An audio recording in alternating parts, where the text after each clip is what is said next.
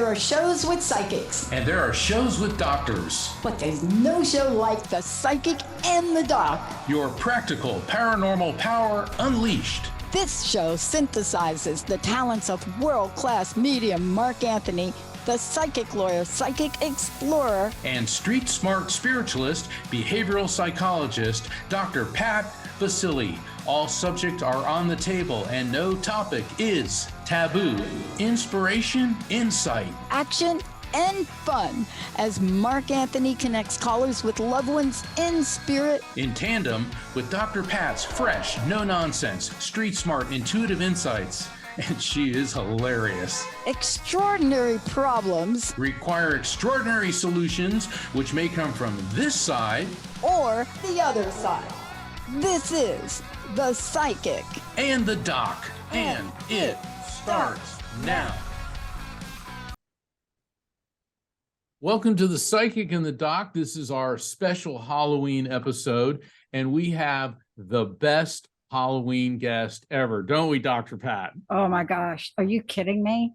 I know. We are so honored to have Dr. Dedrick Hilton, and he is an internationally known spiritualist, parapsychologist, UFOologist, and radio host, and that's just the tip of the iceberg of this guy's credentials. Dr. Hilton has a master's degree from South Carolina University, and he's currently enrolled in a seminary, Celtic Cross Communication International Priesthood, where he's studying exorcism. He's appeared on Travel Channel's Haunted Hospitals and Paranormal Revenge. He's also starred in Amityville Karen and was featured in the documentary Georgetown University Hoodoo 21st Century. Dr. Hilton is the founder of HLPN News Weekly, which delves into the world of the unknown and paranormal. Welcome to The Psychic and the Doc, Dr. Dedrick Hilton. It's great to have you here. Thank you. Thank you for having me, everyone. Good afternoon to everyone that's out there. How's everyone today? We're better that you're here now. Yeah. So, now Mark and I don't have to make stuff up about something we don't know a whole lot about, but wish we did.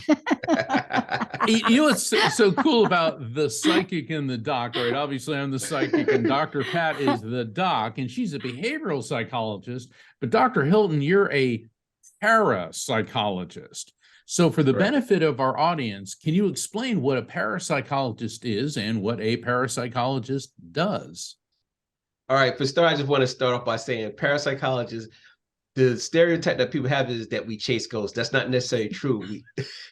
Parapsychologists are real psychologists. They just happen to select to study and focus in parapsychology, but we also do study behavioral psychology, like from B.F. Skinner and other theorists. But parapsychologists, we deal with near-death experiences, people that might have suffered trauma or near-death experiences and were brought back to life, and they might have potentially developed any type of psychic abilities and so forth, or any other abilities. But parapsychologists also spends a lot of time in a research lab too. I want to make that clear. Yeah. Deal with a lot of data and a lot of experimentations. Yeah. I'm so glad you made that point.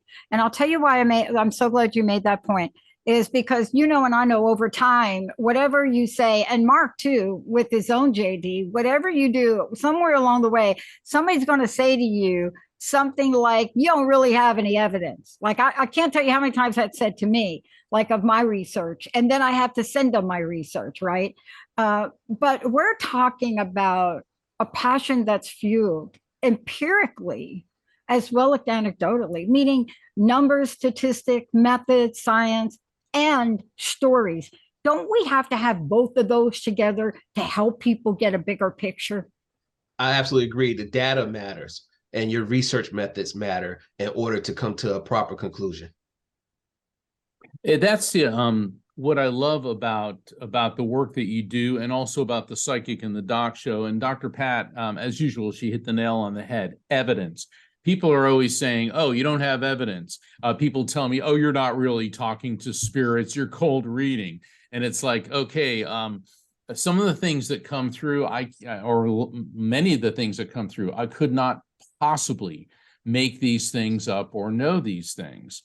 And I think that evidence is the key to taking what we do in the paranormal, parapsychological, spirit communication field out of the fringe element and That's into right. the mainstream. When you discuss, Dr. Hilton, about working in the laboratory, could you expand on that more? Well, laboratory could be anything from investigating materials that you have gathered from environment.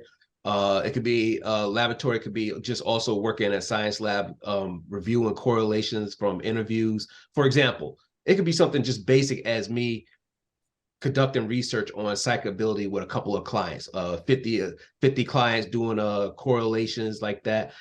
I just want to definitely specify on that because, like I said, when people hear parapsychology, they automatically run to ghost chasers. That's right, and that's not true at all. Dealing with like I said, when dealing with psychology, you could be a behaviorist, you could be clinical, you could be experimental. There's so many different ways, but parapsychology itself is just a focus that I have chose to focus in because of the realm that I deal in. But I want to piggyback off of bringing paranormal science, the actual scientific aspect, to mainstream science. I think it's something that it should be spoken more of in colleges and high schools. Yeah, I couldn't agree with you more. And let me tell you why. My mom was one of those people where people thought she lost her mind, and so they drugged her until she killed herself. And you know, one of the things that I think you hit the nail on, as far back as we've been able to write, and I mean way back, I can get all biblical on you about this. There you go. Absolutely. Right? I really can, because when you read some of the things in scriptures and other traditions, other spiritual and religious traditions, there is a reoccurring theme. And please, Dr. Hilton, you know, I'd like you and Mark to weigh in on this, but both of what you do, there has been a reoccurring theme for as far back as we can remember or record about stories that have been documented, some of them in glyphs, about having an experience that the physical world can't explain. And yet here we are beating the doors down in the halls of science to say, hold up, people, come on, what kind of evidence do you need to take this seriously? I don't know. What do you two think? Oh, well, absolutely. I could not agree more because, all right, Dr. Hilton, his background has the pyramids, and this couldn't be more appropriate for this discussion, because since the dawn of human history, there have been accounts of people who have communicated with spirits, who have had prophetic visions where they're seeing the future. Near-death experiences have been documented for thousands of years. They didn't know what to call them. People would die, then they'd come back to life. They would resurrect with these stories of going through a tunnel into the light. I mean, Plato's Republic, the myth or the story of the warrior who dies and then comes back to life. And everything he talked about was what we now know as all factors of near-death experiences. But then there's people who say, well, people of faith will reject that. So apparently, according to a lot of, in my opinion, a narrow-minded, religious-infused viewpoints, is that spirits only talk to people 2,000 years ago, but they don't do so now. And I think and we know from all of us, all the work that we've done, that's absolutely ridiculous. That's my take. Dr. Hilton, what do you think? Well, touch on the biblical and the religious community, for example. I think that when people get saved and come to Christ, I think that's a paranormal experience. When you go to church and you see people that turn their life over to God in church, it's usually because something magnificent done happened to them. Maybe they heard God's voice. Maybe they were saved from some horrific incident that it only had to be God. Like, have you ever heard a story about a guy that said, I was in a convenience store that was getting robbed and someone pulled the trigger and I should have been dead, but the bullet, like, it went through me and I never was hit. It had to be, you know, God, an act of God. Somebody that unfortunately might have died from being in the towers at 9/11 could have been an act of God. Maybe they heard a voice that day that said, hey, take a different route, and they got stuck in traffic and they didn't make it to the towers in time for work that day, and they dodged them from getting killed. So I think anything for the religious community, if there's people out there that are saying that, I think to have a relationship with God And the higher power and source is paranormal in itself. It's the Oh, unexplainable. Yes, and certainly, and when I'm talking about narrow-minded people, I'm talking about the intolerant people, because Absolutely. I'm a man of faith. I start all of my private sessions and group sessions with a prayer. Dr. Pat and I, we often always we talk about God, we talk about the higher power, the energy of love, and I think parapsychology is taking an established scientific discipline and letting people know that it's a more open-minded field. Because Absolutely. as both of you, I've worked with Dr. Pat long enough, and I know you, I believe well enough, Dr. Hilton, to know that both of you in your psychological practice have encountered things which defy textbook explanation. Absolutely. Absolutely. And the metaphysic component to parapsychology in itself too. Absolutely. Yeah. And I think that's where that's where I think, let me just use my language, the stumbling block has been for the academic world. It's because they for some reason they can't wrap their minds about it. I mean, there have been authors that have come out and talked about the gap between what we're seeing in our pop culture, right, Doc? What we're seeing, both docs, what we're seeing in our pop culture and the rise. I mean, if you are not aware of the rise of, let me just call them paranormal topics. Let's just say that. Absolutely. Just say that. I don't care what you want to call it that fits under that, but the rise has been exponential. And even when Hollywood went through a tough time and shut down, and you saw the kind of TV series, films that were made on these live streaming service, what were they? I mean, the three of us know what they were. And somebody would ask the question, why is that? Why? Why are we so interested in it now? I'd like to hear from you guys about that. Yeah, Dr. Hilton, why do you think, what is with the upsurge in fascination with the paranormal? From my perspective as a medium, people come to me because they're in such a state of grief. They want me to facilitate communication with their loved ones in spirit. But let's take it away from the mediumship aspect. What has your experience been? Why is there such a fascination in mainstream pop culture now with the paranormal? You're absolutely right. There's been a boom in the paranormal realm, like we never seen before, because these topics were discussed back in the 80s and 90s, but in today's time, it is on the front line and center. And I think because the stigma has been removed. Yeah. You know, back in the day when you talked about these topics, people like, oh yeah, that guy was smoking reefer with Elvis. That was the stigma, right? But now you have law enforcement turning to psychics.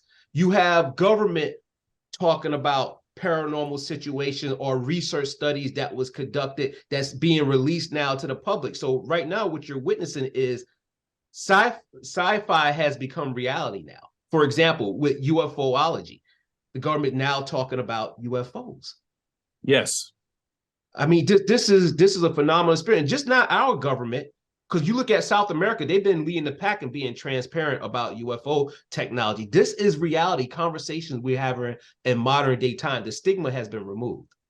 Yeah, yeah. Chile, from what I understand, has the most documented sightings. I mean, Chile, right? That country that just Yes. kind of goes all the way down there.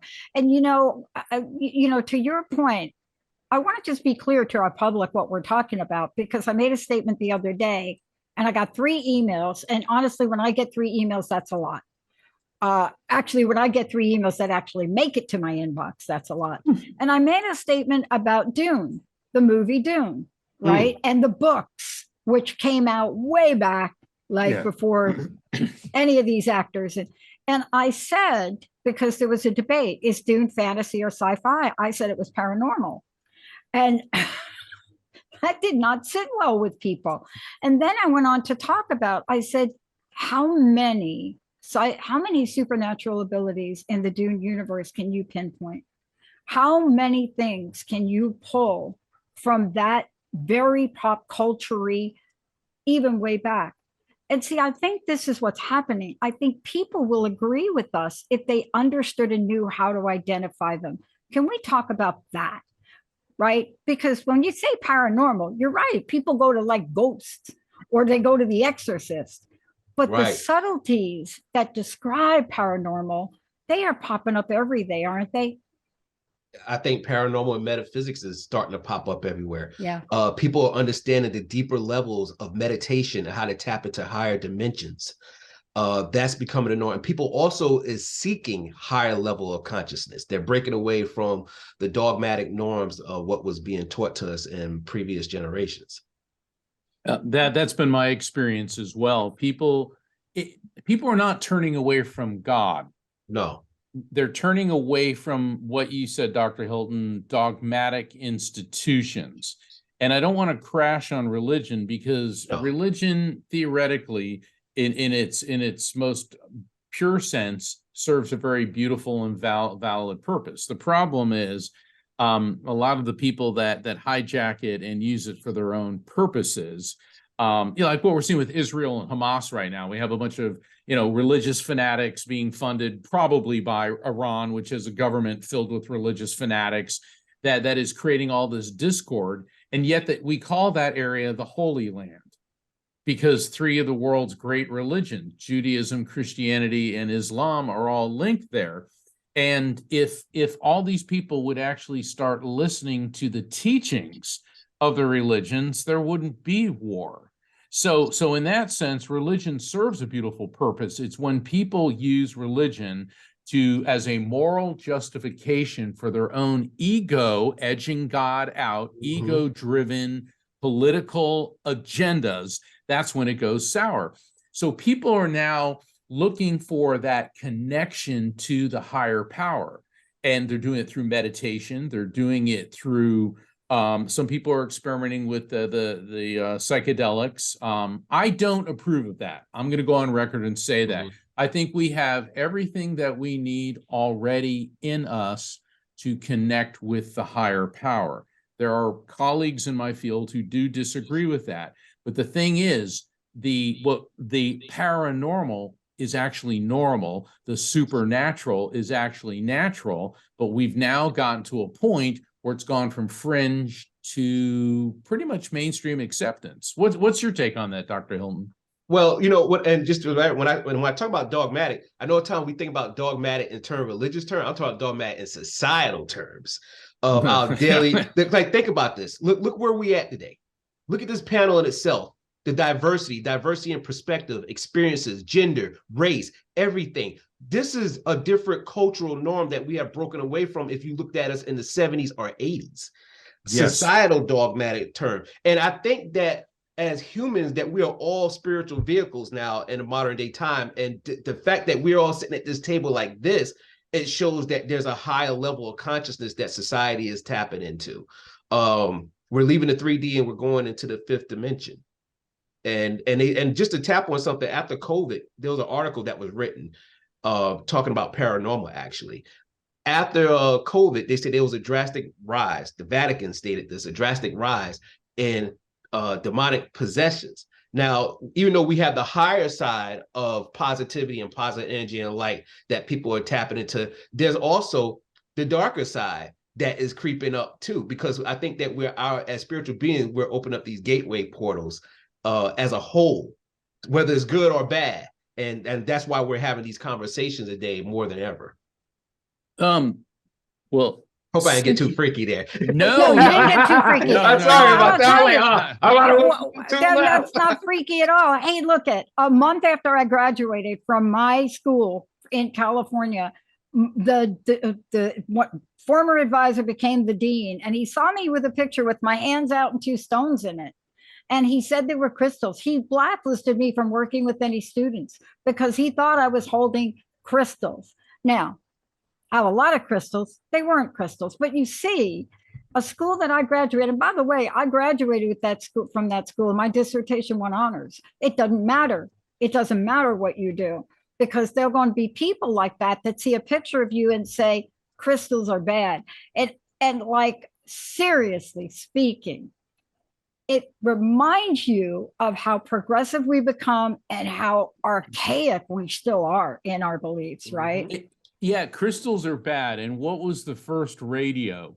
A piece of quartz crystal with copper wire running low levels of electricity in it. And now we also know that the pineal gland in our brain, which is behind the center of our forehead, about 4 inches in, the pineal gland has calcite and magnetite crystals. This ties into my electromagnetic soul theory. Also, everything with our brain involves brainwave frequencies, and this is how we're communicating with spirits. So there is a physics explanation, not a wookie spooky. Right.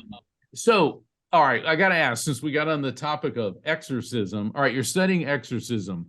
Before we get into that, it's the 50th anniversary of the release of William Peter Blatty's The Exorcist, all right? And I remember being a teenager, and it had come out again. It did its second run. Teenagers, we'd all go to the midnight movie, and then, we were horrified, couldn't sleep when we got home. All right. First off, have you seen that movie? And if so, do you feel there's anything realistic about it? Well, I've definitely seen the original one and Emily Rowe. I haven't seen the new one yet. It's on my bucket list this week to go see. Yeah, I mean, like, you got to look at it. We're looking at it from what we saw in the original one, but there's demonic possessions in every culture. And I think the experience is also unique and different for every culture too. Yeah. Yeah. I mean, listen, my table tennis partner is from India. That particular practice of spirituality have something like 98 or 99 million deities. And what fascinates me about what we're talking about today is what you both have said, and I want to go back to it. Metaphysical spirituality in the world we live in today has been demonstrated to improve lives. Yes, and absolutely. Yet we're still battling that conversation. Is it just a semantic thing? Do you think if we actually understood the language or what we were talking about, people would say, yeah, I believe that. What do you think? What do you think, Mark? Yeah, Mark. Well, I've actually witnessed an Good move. exorcism when I was in the Amazon, and I wrote about it in my book, Evidence of Eternity. And I was part of an expedition. We were going up the Urubamba River, which is a tributary of the Amazon. And I mean, talk about the deepest, darkest, jungliest, place ever. And all of a sudden, I'm on this research vessel. It's got about a dozen crew and a dozen passengers, and all these canoes come up, and the native indigenous folks, they were talking in it was Aymara. They were speaking Aymara, and our guide said that the Brujo is in the village around the bend, and he talks to ghosts there. And that's what all the locals were calling me. And I remember one of my friends goes, "Is that like Dances with Wolves?" And we were laughing about that. So we go to the village, and the witch doctor was there. And and I was expecting some guy with like chicken bones in his nose. Right. And he's standing around wearing a t-shirt, and he was like a Chicago Cubs baseball cap, but we were still in a village with no running water, no electricity. The people were, not really wearing much in the way of clothes. And they took us, and only a small group went with us because most of the passengers were afraid. And I was there with an orthopedic surgeon and his wife. And we called them Thurston and Lovey because his name was like Thurman. And they really did look like Thurston and Lovey from Gilligan's Island. And he talked like this. And his wife was like, "Oh, this is simply fascinating to see the exorcism, And then there was this botanist with me. So we're in this hut. And the Brujo, he's chanting, and he's pouring all these liquids on this woman's back. And she was probably about 23, 24, and her husband was there in what looked like her mother. And outside of the hut, there's like 100 villagers, and they're all like trying to listen. And he's pouring these liquids on her back, and slurping them off, and he spit this gelatinous glob in his hand. And I'll never forget, Lovey's like, "Oh, simply dreadful." I mean, I'm trying not to laugh. And he throws it into the fire, and then he said something to our guide, and everyone's looking at me, and he said, "Talks with ghosts. Are the devils gone?" And everyone's looking at me, and the botanist next to me, and I'll put it in G-rated language, she goes, "Mark, don't screw this up. That's not what she said. And I said, there are no evil spirits here. What was going on is the orthopedic surgeon realized that this young woman had a herniated disc, and it was a pain and an illness. She looked perfectly fine, but this horrible pain. And so they didn't understand what it was. So naturally it was a demon. And then he pulls out this bundle of leaves, and the botanist goes, oh my God, no. I go, what is that? She goes, it's the Amazonian version of poison ivy. And he starts whipping her back with it. And we're seeing the welts forming. And he goes, she will feel better in 2 weeks. And I remember the surgeon going, well, she couldn't possibly feel worse, you know? So what they did is he performed this ritual saying that he cast out the devil. Then he covered her in poison ivy so she would feel absolutely miserable. And then when the poison ivy subsided naturally in a couple of weeks, she'd still have the pain, but it wouldn't be as bad.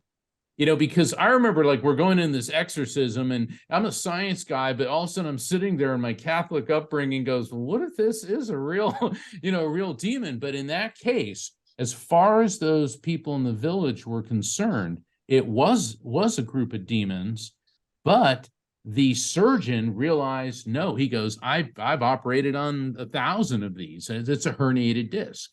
So in that case, it was ignorance and fear which demonized something which we can now explain through science. And Rocky and I, we've been on a number of paranormal investigations where a lot of people are going, demon, demon, demon, and we're finding they're elementals and other non-human spiritual intelligence. They're not evil. They're just different. So that's what I think. And I know that's a long story, but hey, it's the Halloween show. So Yeah. So Dedrick, what is your experience with exorcism? Well, let me tell you. First off, you touched on something which I'm going to elaborate on. I want to say this for the record. Not everyone's possessed by a demon.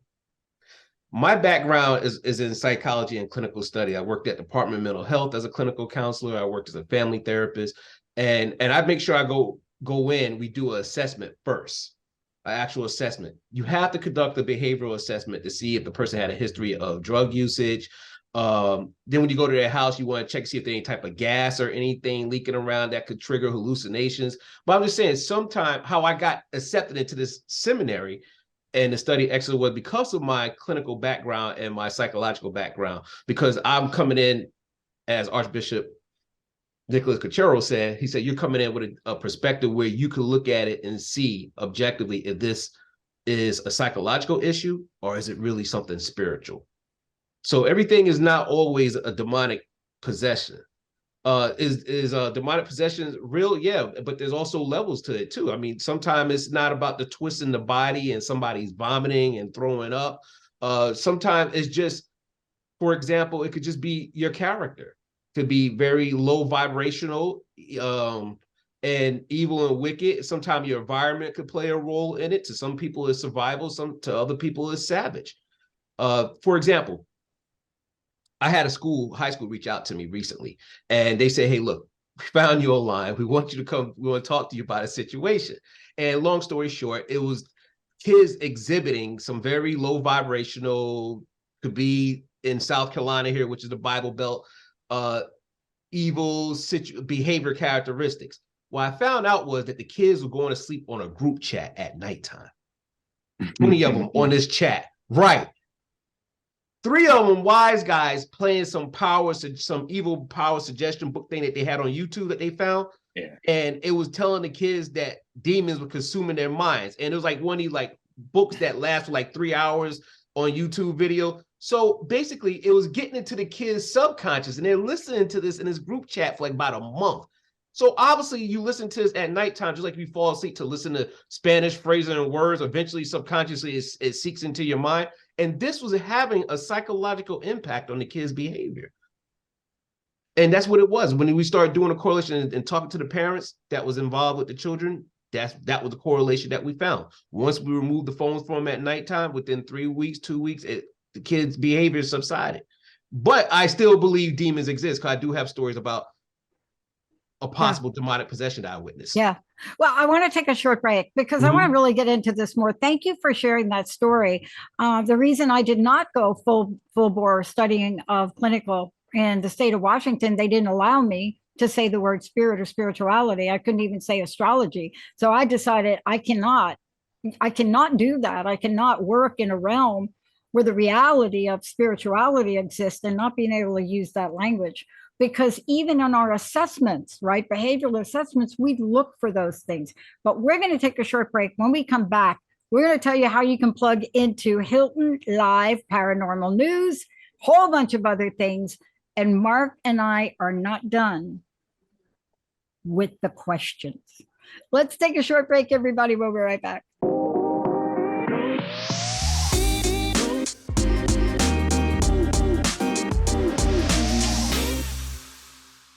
Welcome back to the Transformation Network's show, The Psychic in the Doc. I'm Mark Anthony JD, Psychic Explorer, and my incredible co-host, Dr. Pat Baccili. We have the honor today of interviewing Dr. Dedrick Hilton, world-renowned parapsychologist, spiritualist, and Dr. Hilton, how do people find out about you? How do they get in touch with you? Okay, you could definitely find me on the Facebook under my name, Dedrick Hilton. You could also email me at hiltonliveparanormalnews@gmail.com. And you can just find me on social media. Facebook, message me. I'm approachable, and we'll go from there. And when is you have a show on air as well? How can people tune into your show? Correct. I stream on Facebook Live and Rumble. Once again, that's Facebook Live and Rumble. You could download it on your smart TV and watch it just like YouTube. So we have Hilton Live Paranormal News. We also have Unseen Realms and the new show that we've started, which is Divine Encounters TV. When we went to break, you were talking about exorcism, and you said you've encountered what you believe to have been real demonic entities. Can you share some of that with our audience? Right. I'll tell you this much. What I experienced at the young lady house, I was called out to Atlanta. It wasn't all based around her as an individual. Why I believe it was a demonic force taking place, because she complained about maggots forming on her food and so forth. And when we arrived there, my sister and I, she bought groceries. She came in the house with them. We spent the night there with her, and showing up in the morning time, maggots were forming on her food.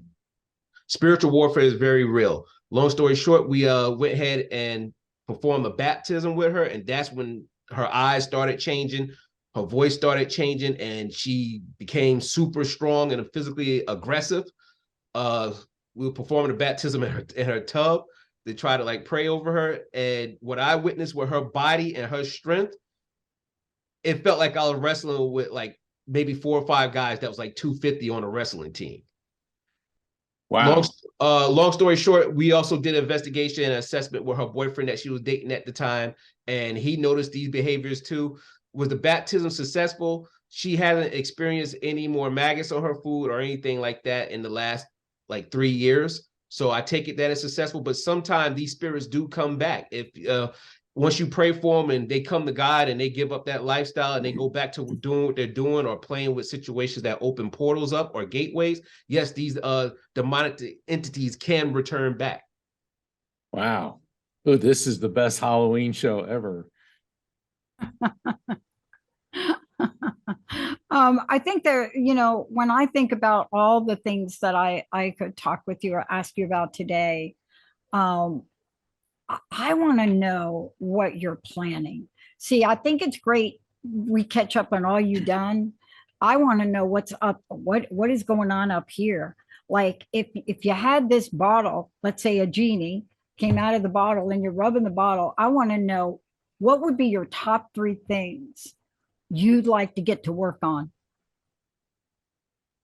Okay, top 3 things. Okay, I'm only talking from where I'm standing at right now today. Of course.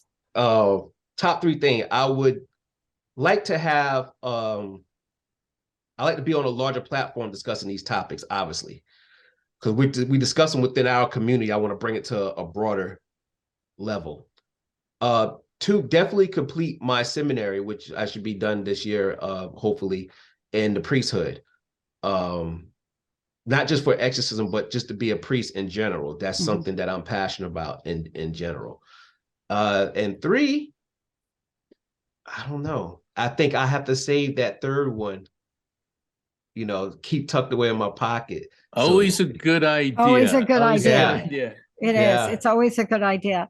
But, the future here is really unlimited to what's possible in this realm, because there's so much that we now know. There's so much out there. People talk about this all the time. And yet it's, I believe, one of the most misunderstood conversations. Yes. What do you think? Yeah. Yeah. Talking about these topics, especially like UFOs or biblical prophecies, you'll be labeled a conspiracy theorist and so forth. So I make sure when I do my shows, I come with facts.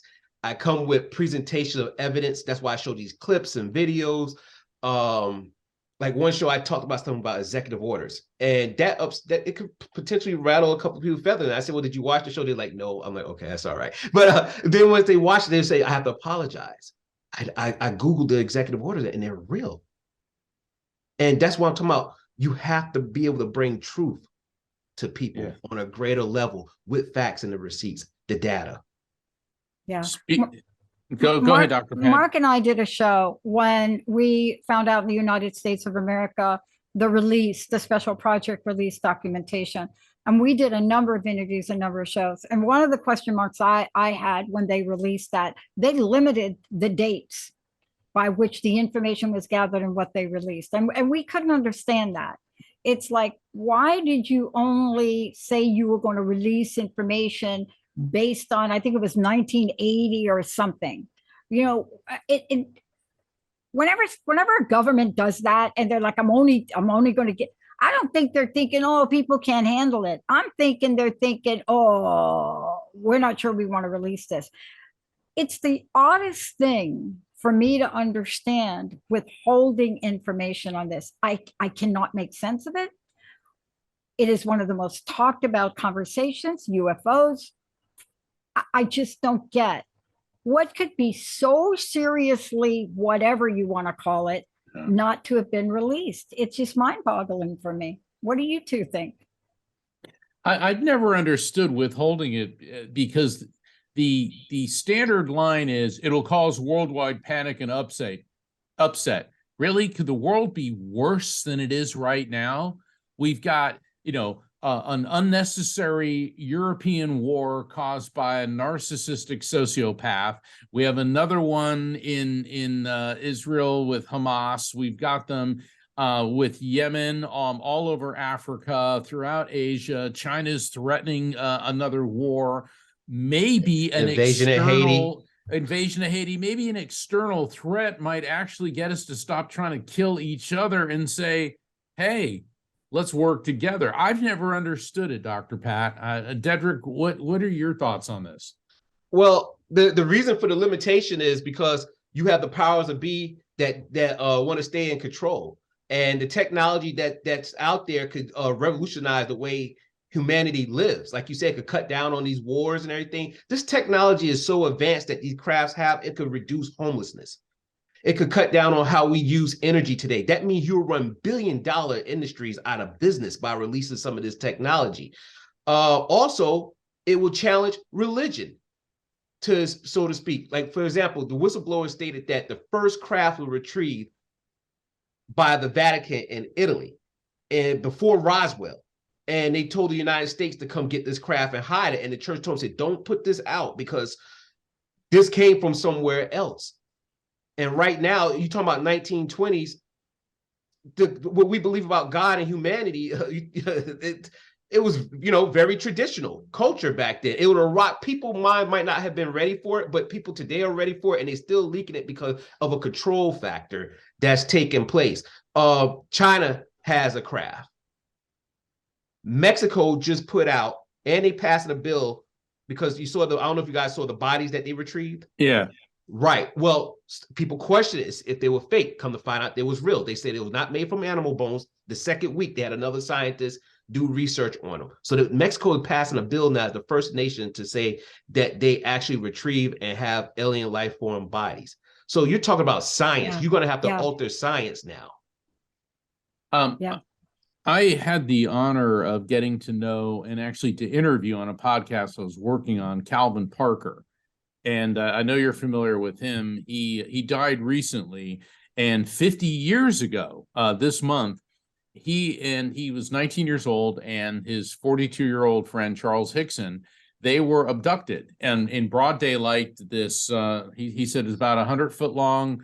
It looked like a football, shiny silver object came out of the sky, and these robotic things. He said they weren't creatures; they appeared to be robots. Took them on board, and Calvin had been interrogated by law enforcement, FBI. He was hypnotherapy, lie detectors, sodium pentothal, everything, and always came up 100% truthful.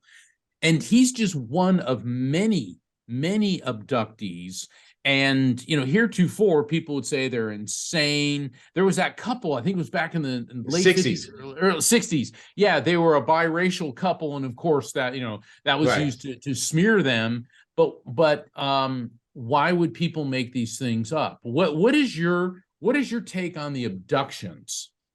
Well, the couple in the 60s, Dr. Stephen Greer stated, he said that was our craft. Because there's a lot of reverse engineering that's been taking place. And they could abduct you, some of the abductions, like government crafts and stuff, and eject you with psychedelic drugs, and next thing you know, you're tripping heavily. And I'm not saying alien abductions are not real. They are absolutely real, but I have to also speak about the reverse engineering technology that is taking place. That is also, for example, the Marines went down into Indonesia.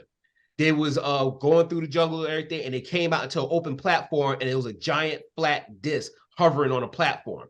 And these guys that had more weapons, high-powered weapons than the Marines, put guns to them, took their IDs, asked them what they was doing there. One of the guys kept it secret. Now, this is all by Dr. Stephen Greer on the Disclosure Project. These Marines actually spoke.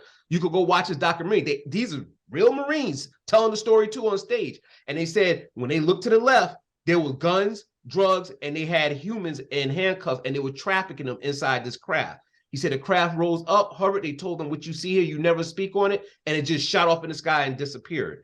So a lot of these people that turn up missing today in America, you probably have them being abducted by reverse engineering crafts and running tests. And if we're having any type of interaction with alien life form, whether it's reptilian or Nordics or anything else, who knows what we're doing to humans that are turning up missing and what deals we're cutting with other life forms. Oh, but the United States government would never experiment on people who didn't know what was happening to them. Oh, wait. Yeah. Tuskegee experiment. Yeah, that's why I said that. I knew you'd know that. Well, I mean, it's mind-boggling to me. I mean, especially you brought up Mexico and the discoveries in Mexico. It's fascinating to watch, right? You know, at least watch and read the conversations, because out of the gate, let's disprove them. Let's come out of the gate and let's say no. And yet, you're talking about a carbon dated body, let's call it, for lack of a better word. 1800 years old, Peru. And yet there's so many things that make sense about finding that if you watch the scientists that have been to these lands and some of the other things they've discovered. What would happen if we opened our minds, Dr. Hilton? What would happen? I think if we open our minds, we'll experience a higher level of consciousness that we'll never have experienced before, that could also counter the toxicity that exists amongst humanity today. Yeah. Yeah. And once again, that would threaten control in the world order. It always seems to come back to this control. Why religion, so many religious people, oh no, there can't be life on other planets. Really? Look at the stars. I mean, it's rather naive, if not downright egotistical, to think that we are the highest form of intelligence in not just the universe, but the multiverses. I mean, it's absolutely ridiculous. And with the advances in the space telescopes, the Webb telescope and certainly the Hubble, we're detecting planets that seem capable of supporting life, in, at least as we know it. So it is absolutely ridiculous to think that we're the only intelligence in the universe. And then there's all these people all over the world talking about abductions and the sightings. And what was the name? Grush? Was it David Grush? Not Stephen Greer? Or Grush, the congressional hearings. Grush, At the yeah. congressional hearings, Yep. saying that we have non-human biologics, also technology from crash sites. The United States government understands these things, knows these things. The British supposedly recovered a crash in northern England. The Russians, the Russians. I mean, it's not just a thing in I mean, I got a lot to say about Roswell too, but it all comes down to there's fear of losing control of this world order, which is really sick and dysfunctional, I think. Oh, yeah. There's no question about it. I mean, this one situation we're talking about in Mexico and the testimonies that are going in, Grush was there too. But here's the thing. Now what they're doing is they want to provide criminal charges. Like, they're like, why did you take them out of my country? I mean, why? Probably because you totally denied all along that anything like this exists. And, so it's interesting. The reason I asked the open-minded question, because there are more arguments at this about what we shouldn't do, what doesn't exist, who should be criminally charged, than actually getting to the science. And I will say, I think it was Graves, that talked about the fact that they want to explore these. They want to see the science. Can we do more research? But this is the kind of banter that has been gone on for thousands of years on this topic, right? I think that they have done massive research already. What you're looking at is legislation and bills that are being passed with it that makes them become more transparent about the research that they have been doing for over the last few generations. And like I said, other countries have these crafts. Other countries have documented. I mean, if you read Columbus' diary, he talks about objects shooting out the Atlantic Ocean up into the sky. So I mean, if you read your Bible, the book of Ezekiel, the spinning wheel. Oh yeah. Yeah. I mean, it goes on and on and on. They're there. They're on the walls of the pyramids, pictures of them. They're there, and we're not the only ones that's here. The whistleblower also talked about how they're traveling, how they're coming through portals and gateways, and how someone could project 3D images of themselves of their craft from space to down here, which could lead to a whole nother topic about a possible even stage UFO invasion by the powers that be. Yeah. With holographic technology. Absolutely. And, I don't want to beat this thing to death, but I was fascinated when I read the books Dune, when I read them back in the day, let's call it. Fascinated. But the one thing that you just said that was recurring through that is a portal. And the portal that was created came from spice. It came from a dust off of her desert planet. But the whole idea, so I always ask myself this question: how does a guy like that writes a book like that, how does he come up with those ideas? And I've always ended up with, you can't make some of this stuff up. Some of it has got to be embedded, right?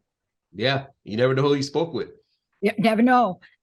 Never know, because it's just too familiar to some of the conversations we're having now. You talk about a guy that writes a book almost, like a century ago or so, but writes a book that was so far futuristic, and yet here we are talking about portals, right? And portals are very real. Yeah. Yes, they are. And that's according to the it's called the Alcubierre metric. And the Alcubierre metric says that if you can create a warp field, all right, and of course, we think Star Trek and all that, but an energy bubble around a spacecraft, you can then cause a warp, a fold in space-time, so that a craft can literally jump from one coordinate to another instantaneously. Because according to Einstein's theory of relativity, nothing can go faster than the speed of light, but also according to Einstein and every legitimate quantum physicist since then, That's right. you can create this fold in space-time, so you're not going faster than the speed of light, they're simply jumping from one coordinate to the next. And scientists say this is possible. It's just that human technology is not yet capable of doing this, but these visitors from other off-world locations are. So a UFO is not a tin can flying through space for 1,000 years. It's an interdimensional vehicle that's able to jump from one coordinate to the next. That's the theory. In fact, we had on the show, Dr. Hilton, we had Colonel Dr. John Alexander, who was head of the U.S. military's UFO project back in the 70s. And he said, back then, we figured that's what they were doing. And everything I've heard since then indicates that's what they're doing. But they can't be perfect, because if we're finding bodies and crash sites, I guess they're imperfect like humans, and they have lousy drivers too. Yeah, and you don't know what technology we have gathered that could penetrate their speed and track them down and shoot them down. But, you know, about the portal thing, I want to tell you about is also one of the greatest portals that exists of all time is the one in your mind. Oh, yeah. Time travel is this in your mind, the gateway. And I have a theory about people that are abducted or encounter these aliens at nighttime, and when they're deep in REM sleep, have maybe their mind open up a level of a gateway of consciousness that invited them in. And could it be like a whole metaphysical, spiritual experience that they're having on these crafts? Yeah. I mean, we've come a long way. I mean, this hour has gone so quickly, and I agree. We're going to have you come back, because I too believe that. I've always asked myself a question, you know, especially because we had to study the mind, so to speak, in psychology. But I've often wondered, why just 7 or 10%? And, you know, some scientists came out and said, that's not true. We use our whole mind. I don't think we do. No, I don't think. But, you know, I mean, seriously speaking, yeah, I think we should all go watch the movie Lucy. Then we'll there you go. Exactly. Then we'll go figure that out. Yeah, I used to be in criminal law. I can tell you, most people don't use 1% of their brain. It's 1 p.m. I haven't even used all my mind yet. I'm telling you, I'm sure that today I just had a couple more percents just get kicked in. Look, we know this. I would love to invite you back. I mean, I got hooked on reading. And if y'all haven't read it, go ahead and Google Gerald R. Ford. Remember Gerald Ford? When he was House Republican leader, there is a special memo from March of 1966 that was a press release that they were going to put out. It was a press release about a UFO sighting. And I often wondered, wow, we made it to the point where we can now get our hands on things that so many people were categorized as not mentally well for, right? A lot of people categorized in that classification. And here we had a government that literally knew this. Now, I'm not saying that about Gerald Ford or anything like that. I'm not saying that. But there's so much more we can talk to you about. I want to ask you again, please tell everybody how we can find out more about what you do, how we can plug in. I know I signed up. Please tell us. Follow Hilton Live Paranormal News on Rumble TV, and you can also follow me on Facebook Live too under Dedrick Hilton. You'll see my banner that says Hilton Live Paranormal News. Mark, take us out. I want to wish everyone a safe and happy Halloween, because really the scariest things we encounter are other human beings. And this is a time when a lot of people like to party. So if you're going to drink, do not drive. From a practical standpoint, an Uber, a Lyft, or a taxi is about $10,000 cheaper than a first DUI. And then if you are behind the wheel of a car and you kill somebody, there is no amount of money that is going to repair that. So I want everyone to be respectful and safe this Halloween. And Dr. Pat and I will be back next week for another episode of The Psychic in the Doc, and we will be taking your calls. Thank you, everyone. This is Transformation Networks, The Psychic in the Doc. Thank you, Dr. Dedrick Hilton, and we'll see all of you next week. All clear. Hey, everybody, thank you for tuning into The Psychic and the Doc with Mark Anthony and me, Dr. Pat Baccili, right here on TransformationTalkRadio.com. Hey, look, come back next week so we can explore with you more of life's many challenges and learn from fascinating guests. And you know what? Even Mark and me. We'll connect you and discover insights from people in this life and from the afterlife. Extraordinary problems? Yeah, they do. They require extraordinary solutions. But step into the world of possibilities with us on The Psychic and the Doc. That's every Thursday, 4 p.m. Pacific Time, 7 p.m. Eastern Time, right here on TransformationTalkRadio.com. That's TransformationTalkRadio.com. And don't forget, we're also live face-to-face on Facebook.com, Transformation Talk Radio.